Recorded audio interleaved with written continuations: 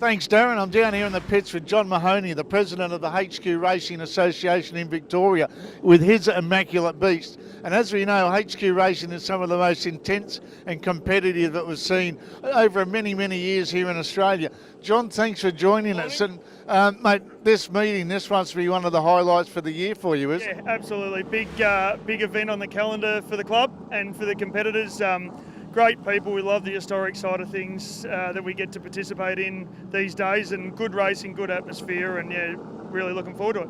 Still as many on the grid now, as they starting to show a bit of attrition because HQs are getting so hard to find? Look, we're, between us as a club in Victoria and the national body, we're working really hard to try and preserve the category. We're trying to, entice people to come back to the category all the time, and the numbers are solid. We'd always like to have more numbers around, and so the club's doing a lot of things in the way of incentive to try and make sure that it's financially viable for racers to go racing every weekend, and try and anticipate to get some more people back on the grid for the rest of the year.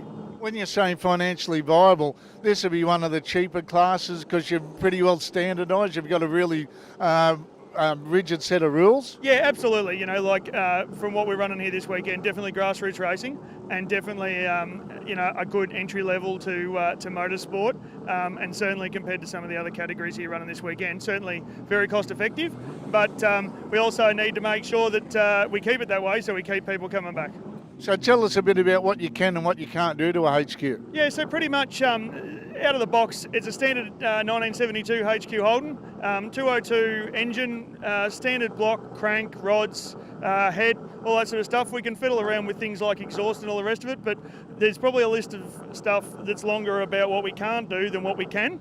And the reason we do that is so that we can keep it competitive, and that's why you see the close racing that we see out on track. And reliability as well. Yeah, absolutely. The cars are pretty reliable when it comes to the mechanical side of things compared to other cars, absolutely. And that's what allows us to keep going racing and have good fields on the track all the time. There's plenty of respect shown these days, because I remember in the early days of HQ racing it was a bit of biff and barge. Yeah, absolutely. The category was well known for its carnage as in the early days. Probably when we had a lot more cars on track, and they were a bit more plentiful as parts wise. We've done a lot of work as a committee over the last few years to clean our act up. Mainly because of the age of the car, trying to get parts and panels, and also allowing us to have clean racing gives us an opportunity to be on the card with other events. So a lot of work's gone in to do that, and driving standards side of things, and I think we're seeing the signs of it now. This car's run for the last 18 months and there's not a mark on it. Well, hopefully it stays that way for the weekend as well. So this weekend, how many races have you got to get out there and have some fun? Yeah, so qualifying tomorrow morning, and then 3 races, 1 on Saturday Arvo and 2 on Sunday.